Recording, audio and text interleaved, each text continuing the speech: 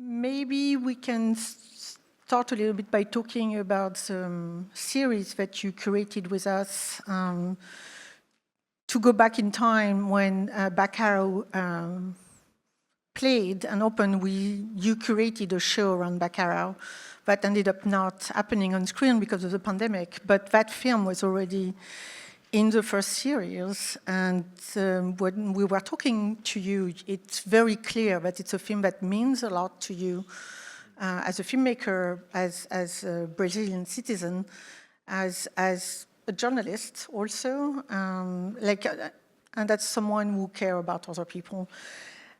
So that was something that would anchor the show, and then you picked a lot of other films that formed your like ideas around secret agents and also what you love about cinema. So maybe we can talk about how it came together and what the film means to you as a person. Yeah, Eduardo Coutinho's film was originally in our program for Bacurau in 2020, I think. We put together this really, really juicy program, myself and Giuliano and Florence, to be screened around the time Bacurau opened in New York City. And then, of course, the pandemic happened, and we didn't even have time to open that particular program. The Bacurau actually opened and then it closed 4 or 5 days into the first week. I think we were in person here the last day where everything was opened, and we closed it down. It was a really wonderful program, and the idea for that program is similar to the idea for the Secret Agent Network. Which films happened around my mind, our minds, in the case of Bacurau, myself and Giuliano, when I was writing the film. And it so happens that, and this is not it's only something that I realized, it's not something that I planned. Since my first film, Neighboring Sounds, the presence of Eduardo Coutinho's Cabra Marcado para Morrer, Man Marked for Death, 20 years later, is something that I just cannot shake. Neighboring Sounds, I think, I always, even as I was writing the script, I thought that it would be my imaginary sequel to Cabra Marcado in a strange way. It's not something that I told the press. It's not something that I put in the press book, but it was more of an intimate feeling. Even down to the way the film begins with black and white pictures of precisely the region where this film comes from, which is where I come from. Of course, I come from the city. This is about 120 kilometers from Recife. Originally in Sapé, in Paraíba, and then also in Pernambuco. But the logic of what happens in the film is the logic of violence, obliterating a family, and then the impact of political violence in that one family as the years go by, and the way that Coutinho unveils what happened to these people, and I find it incredibly moving. So that was in Neighboring Sounds. We skip Aquarius, and then Bacurau, there is one explicit reference to João Pedro Teixeira. There is a voice towards the end of the film after so much violence has taken place in Bacurau. And there is a voice in the PA system just reading out the names of the dead. And one of them is João Pedro Teixeira from, the real-life character who was assassinated. But for the Secret Agents, it was a deeper understanding, because I never realized that this film was back in The Secret Agent. And at some point I did realize, and I found it very moving. And it's moving because violence can destroy, well, violence destroys, of course. But I find it really so sad and so terrible that many of the children, they forgot about what happened. And of course, Elizabeth, the mother, she's the one who keeps on fighting. By the way, she just turned 100 years old, just recently. She's a tough cookie. She just turned 100 years old, and just to give you an idea, she's like a mythical figure, a living mythical figure, because of everything that she's been through and everything that she is and she stands for. So when I wrote The Secret Agent, considering you have seen, or most of you have seen The Secret Agent, there is a development towards the film which is very much about the trauma and the memory of the trauma. And I'm quite sure that it must have come from this film, from Coutinho's film. Just to give you some context, the film was developed in the early 80s, 82, 83. It was released in 1984.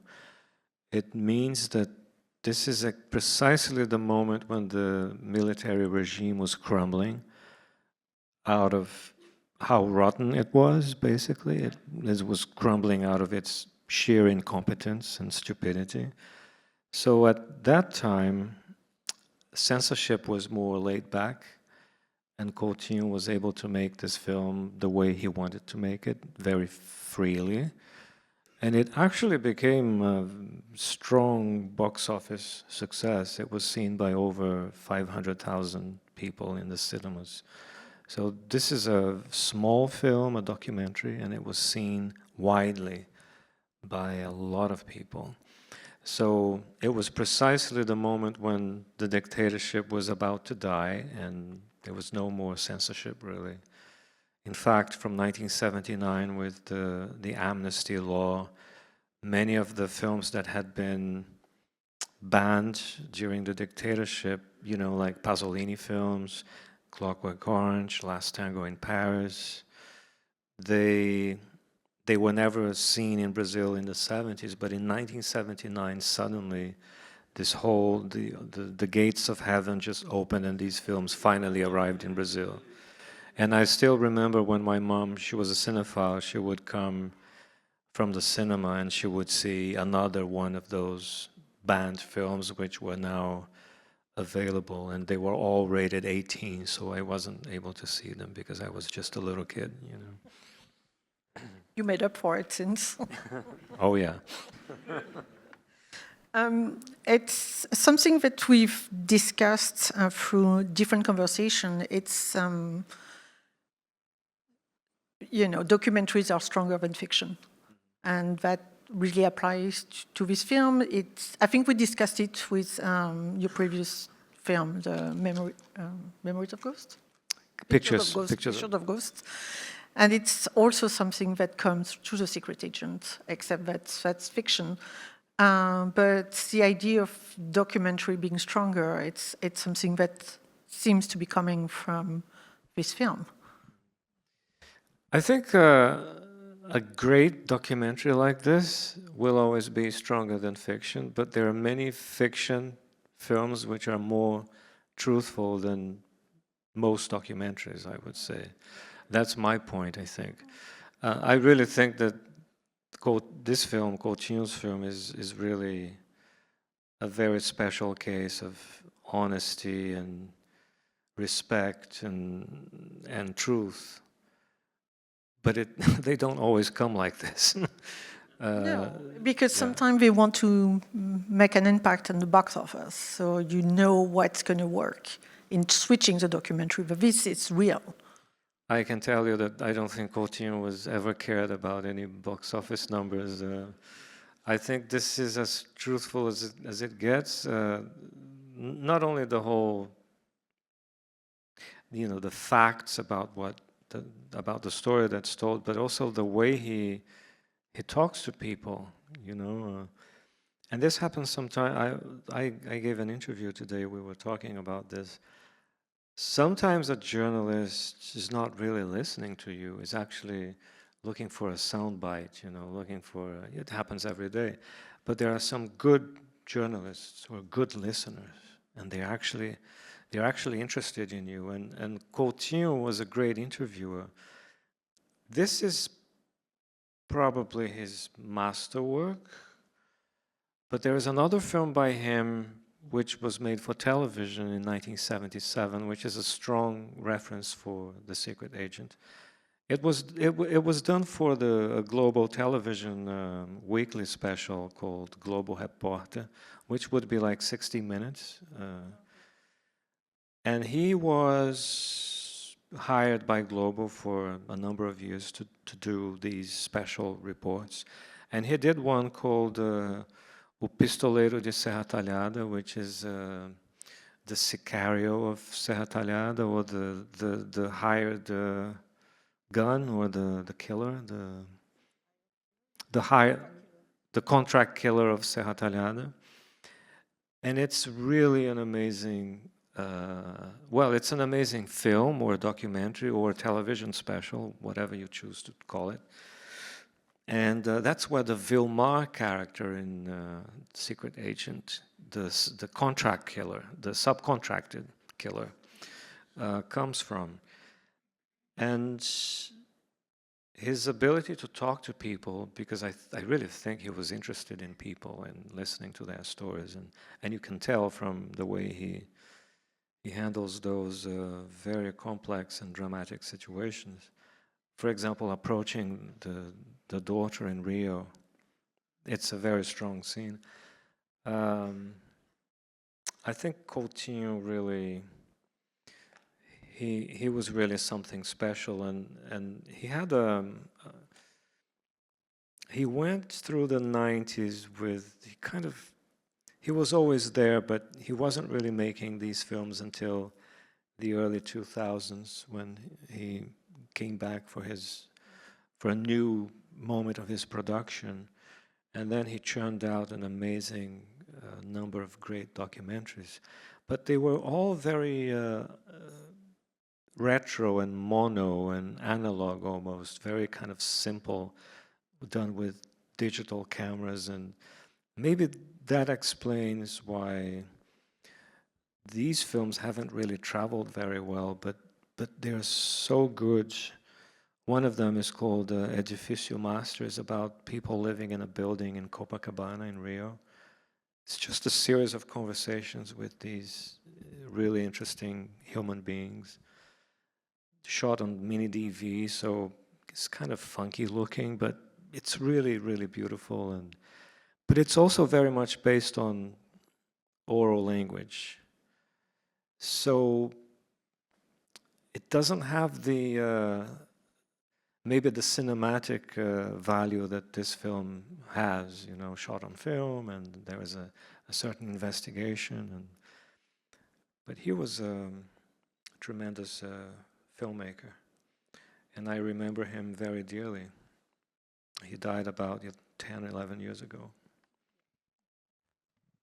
When you see these films, you're such a cinephile, but I know what will attract or please your vision, like when you watch a film, but there's also the content and the stories that are also very important to you. I think as a director, but really as a Brazilian as well. And that comes through when we hear you talking about cinema, about politics, about contemporary life, it goes beyond, like you're teaching us something as well about being present for one another. Well, I think the best films, and you can go from a rom-com, a romantic comedy, to a film like this. There's no rom-com in your series.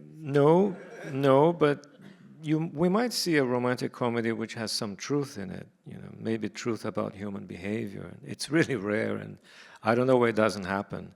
I'd like one example. I'm stuck for an answer now. But I don't know, maybe Truffaut has done some back in the 60s. Maybe they're dated in a way, maybe they're truthful, maybe they're honest, I don't know. But it is possible to have some truth in, in discussing the human condition, desire, love, affection. It's possible. But I think Coutinho's, this film, I'm just happy that every time I get an opportunity to put together a program, in abroad, in the US, in France, in Germany, England, number one film will always be Cabra Marcada para Morrer. Because I think it shows you a lot about the logic of power and violence. The whole thing is really about land. My mom happened to research what happened in Brazil after the abolition of slavery, when the new population was not welcomed into Brazilian society. They were just set free. No land was ever given to them. No special treatment was ever given to them. You're just free and good luck. And I think land remains a huge issue, a huge point of tension in Brazilian society. So some men own what would be, I don't know, the state of New Jersey in the Amazon or in the Northeast, and they just happen to own that land, and it belongs to one family, and God forbid someone say, can we have 1/100th of your land? Then somebody will get killed.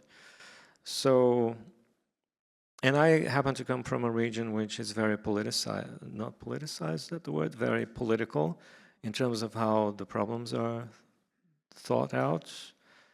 And João Pedro Teixeira was one of these people. He was a leader, He saw things differently. So he was immediately accused of being a communist, which he probably... It's an insult. Yeah, it's quite an insult. To this day, I mean, it's still an insult. I don't understand.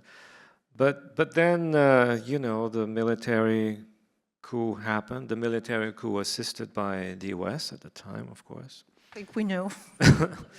So I think Coutinho does a really wonderful job of presenting you this whole situation with a great ear and a great voice, to talk to people. And I don't think he was trying to change the world when he did this film, which is another great thing.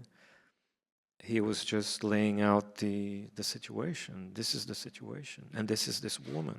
Look at this woman. She's amazing, I mean, it's interesting to hear you talk about what you think about what political cinema is. There's a lot of really excellent political film or fiction film coming from political documentary or movie. Everybody always mentioned Battle of Algiers as a huge influential movie, but you go in a Battle of Algiers? Yeah, and it's a great film, but it's really interesting to see a different approach to what political cinema and political films can be, how it can be made, and how it will affect people who are watching it, even if it's a different right in your face. It's not like taking weapons and going fighting. It's like a quiet movement that brings violence, but are made by people who are not thinking about, I'm going to change huge things. I have to make it right and fair and just. And that movie is really moving also because it's a lot of small things accumulating. And it's not like an explosion, it's just growing you. And it's really movingly made as well. And yeah, she's amazing. I got to talk and hang out with Coutinho a few times. He came to Recife 3 or 4 times, and I was his host in the cinema where I used to program, and we got to talk. And I never felt the vibe of the political filmmaker. You know, he was a filmmaker, and he had a very clear vision of the world. I know I've heard some filmmakers actually saying, "I'm a political filmmaker. I make political films," you know, which might be true, but it sounds a little, I don't know, it almost sounds like I make zombie films, you know. And you might become a political person by not even realizing you're. Sometimes you just say no to something, and then that becomes political, you know. It's like, you will have a Coke, won't you? No, I don't drink Coke. Oh, communist. No, I just don't drink Coke. It's just too much sugar, you know. So Coutinho he was clearly from the left, you know. He was he was the word in the US is progressive, but that word doesn't quite work in Portuguese because you're just from the left, and that's what you are.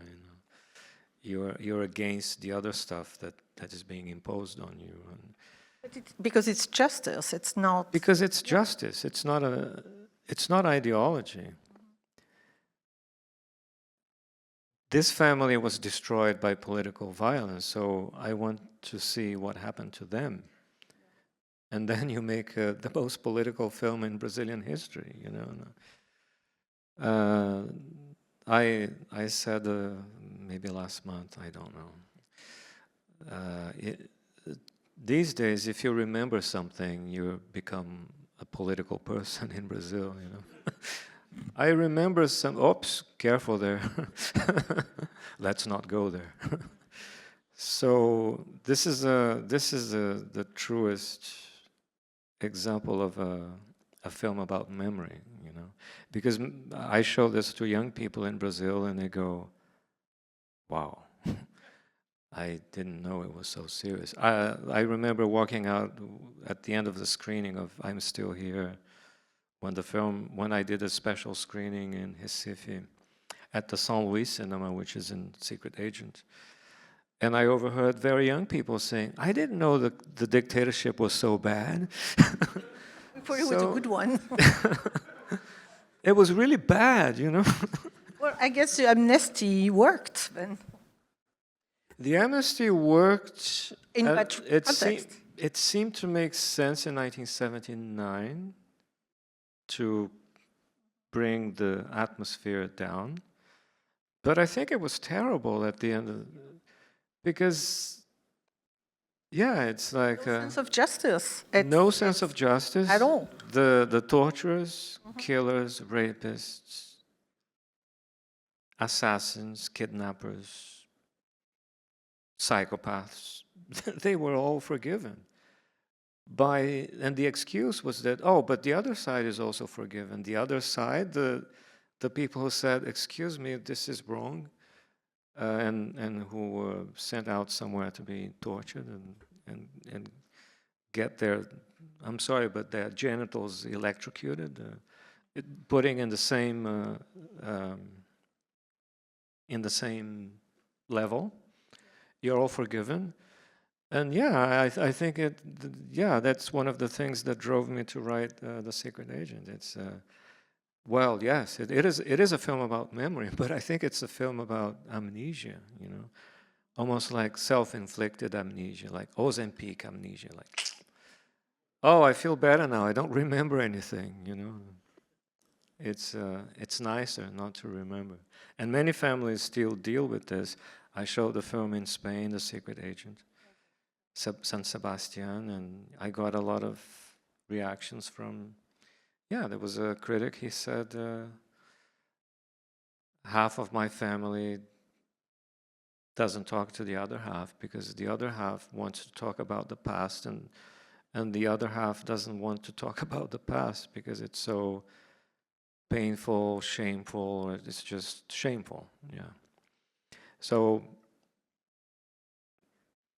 I think memory is a huge theme, right? Especially right now when we cannot even agree that we're here tonight. You know, it's like it's becoming really tough. You know.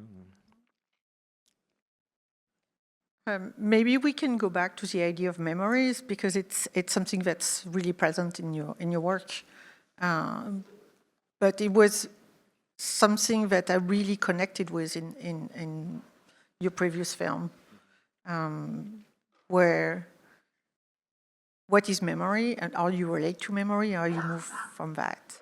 So it comes to The Secret Agent, but it was really, really like vivid in the documentary.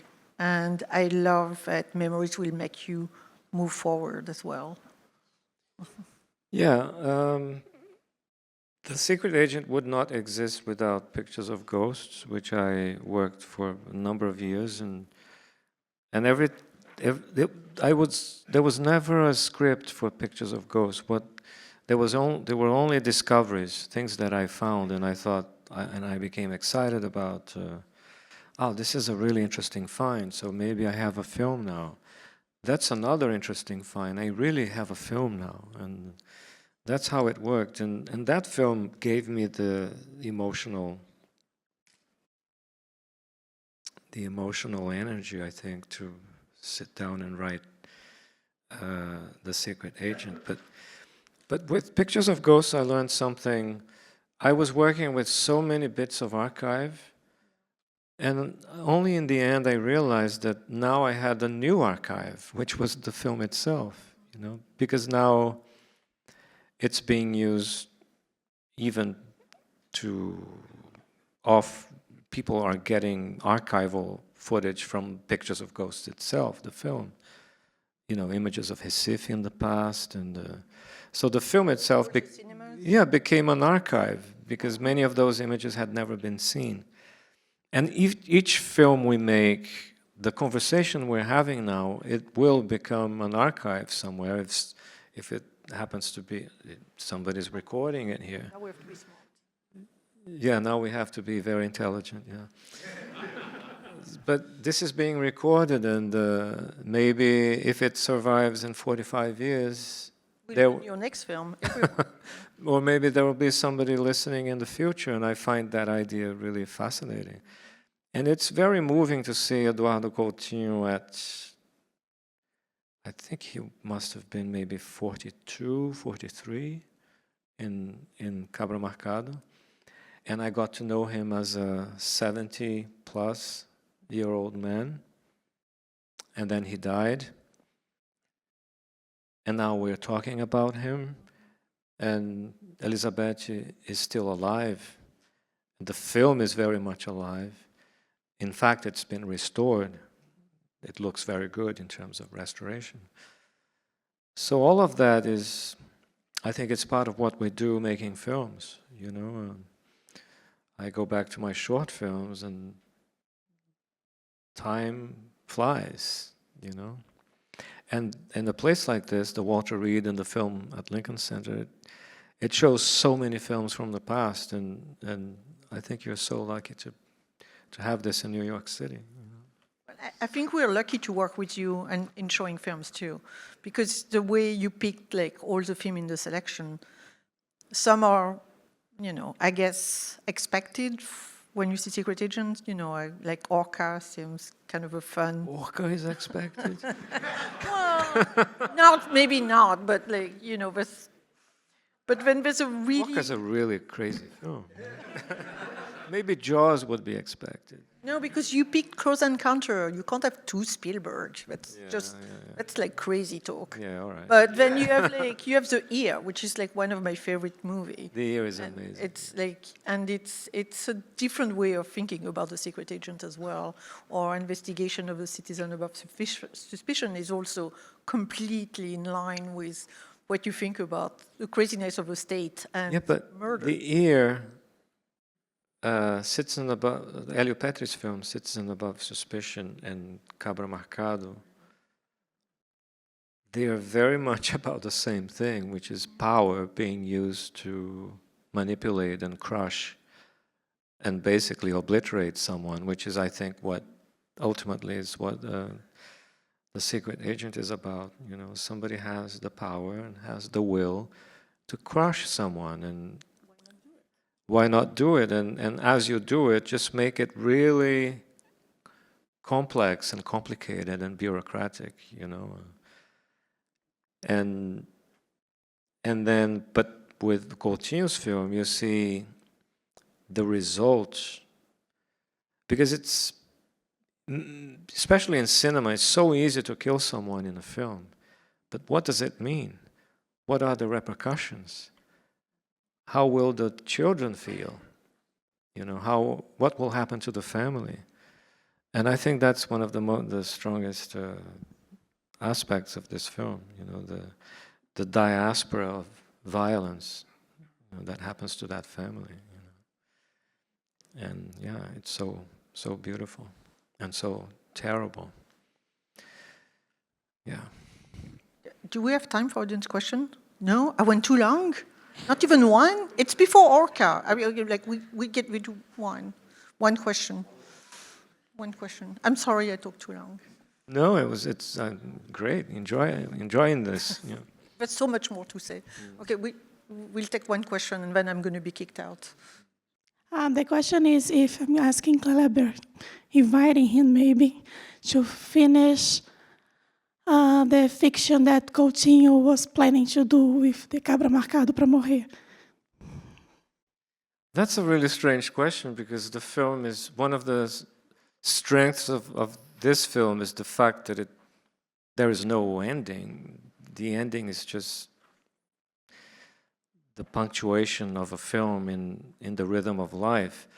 But I have to say that I did my own, as I said earlier, I did my own sequel to this film, which is a widescreen Techniscope film called Neighboring Sounds, which has the logic of a sequel for this film, but it's very far from this film at the same time. It's fiction, it's classic narrative, and it's quite non-linear, but it has the logic of a Western and of a revenge picture, which begins where all of this took place. It's my own personal fantasy in terms of revisiting Coutinho's film, and that's what I was able to do at the time. But the beauty of Coutinho's film is that it doesn't really have an end.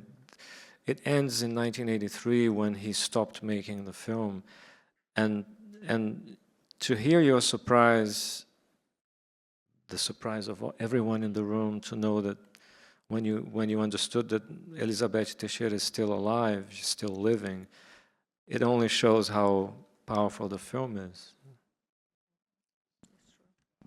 Thank you so much.